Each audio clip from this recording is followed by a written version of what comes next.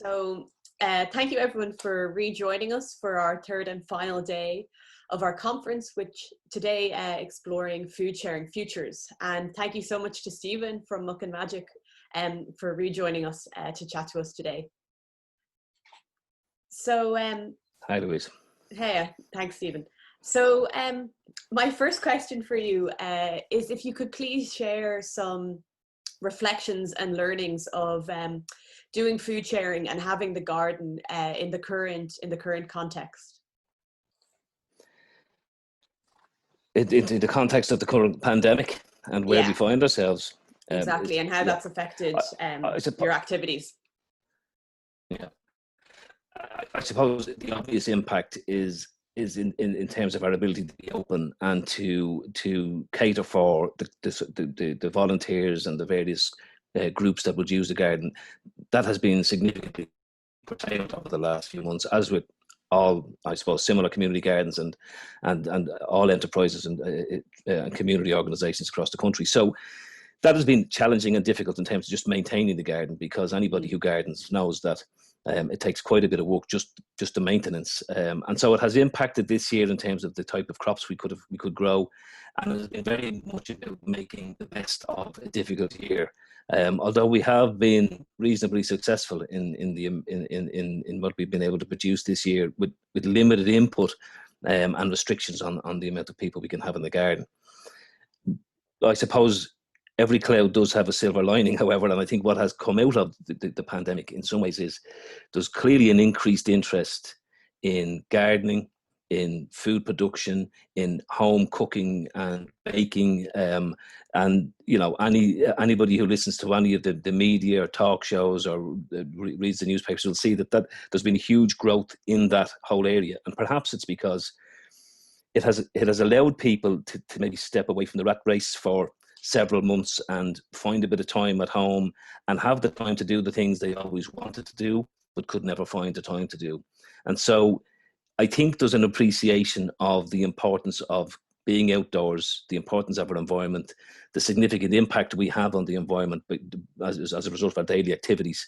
And all of that, I think there's the potential to harness that, particularly in the context of green infrastructure projects, community gardens, food sharing initiatives, that there is a potential to harness that growth and in awareness amongst the general population about the importance of these issues. So in some ways it has been difficult in terms of managing it.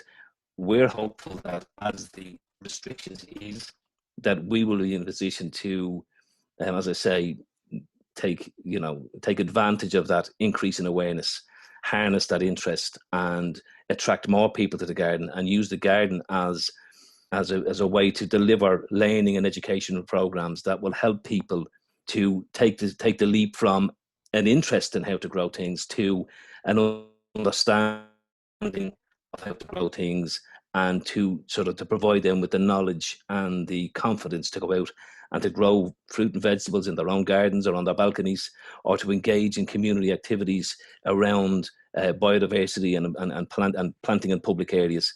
So there is a real opportunity to use the pandemic for good, and to as I say, use that increased awareness to benefit everybody in the longer term.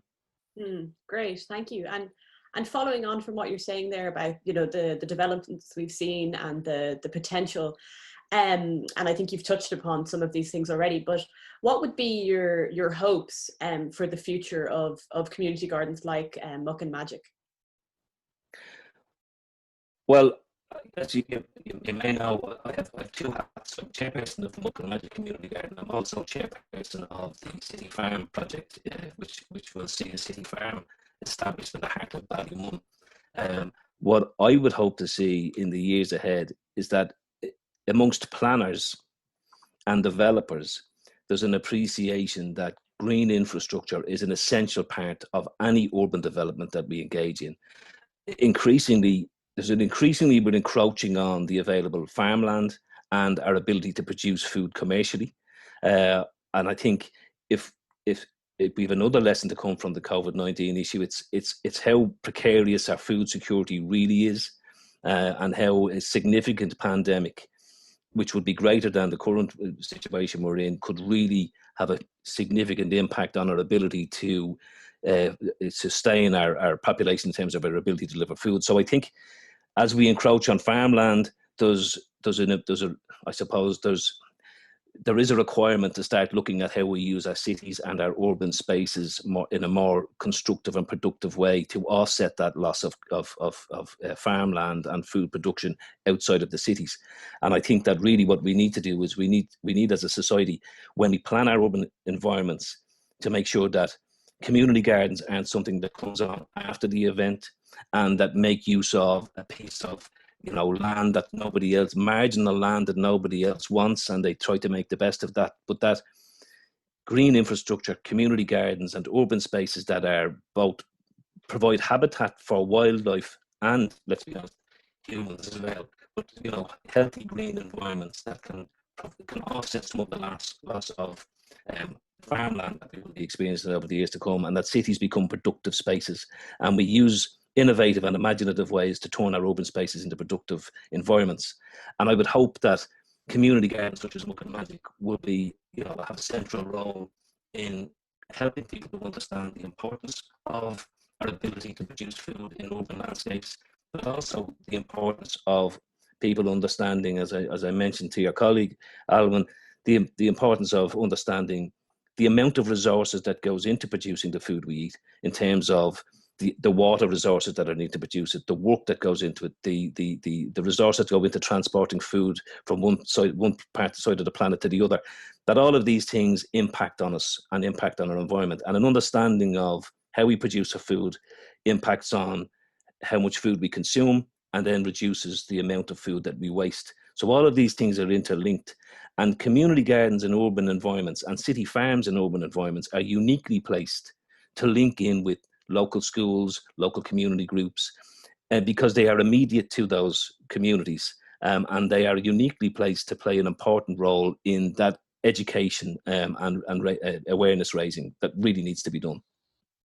Great, thank you so much. And speaking to the kind of more central role for community gardens that you'd hope to see, what would help enable that future? So you've talked about obviously the role of urban planning, but what other factors do you think would help enable that future to come into being?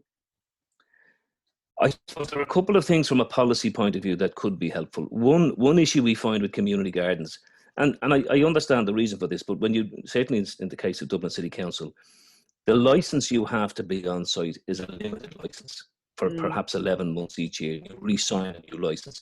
It's very difficult to plan for long-term development when you don't have a long-term commitment from, say, the local council to that plot of land. If we are in a situation where there's a long-term commitment to a plot of land, you can make really considered plans about how you develop, and you can plan for the future, and you can engage people in the future. And there needs to be that needs to change.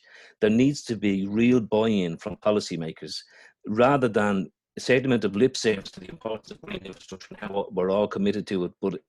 But a community garden will be sacrificed for a development of apartments or housing or any other development that will raise more revenue for the local authority. But there needs to be buy-in, and I think there needs to be a commitment to long-term licenses or agreements for plots of land that will guarantee you 10, 15, 20 years on a site, because that will allow you to grow and develop over the longer term and invest in that plot of land. Our concern is if we invest significant amount of money in a plot of land that we then may lose with 2 weeks' notice from the local authority because they've sold that plot of land, it's a very difficult situation to be in. The other thing that I think might help, and again, this requires a real commitment to green infrastructure and food production in urban spaces. And again, perhaps harking back to the current pandemic situation, it was possible to pay people €350 a week to get them over the worst of the pandemic. I think it's not beyond the reason to believe that there could be some buy-in to paying gardeners, to run community gardens. If you had a full-time gardener on a reasonable salary running a community garden, again, that allows you to develop programs and projects that can link into with schools and local creches and community groups, and develop a real proper managed community garden that can plan out for the year exactly what they want to do, You can increase your opening hours. You can be available during the days and the evenings and the weekends, and that increases everybody's ability to engage, and it increases our ability then to inform people and educate them about all of the issues that we're trying to address. Great. Thank you so much, Stephen. That was all really very interesting. It was great to talk to you today. Thanks for joining us. Well, thanks a lot. Thanks.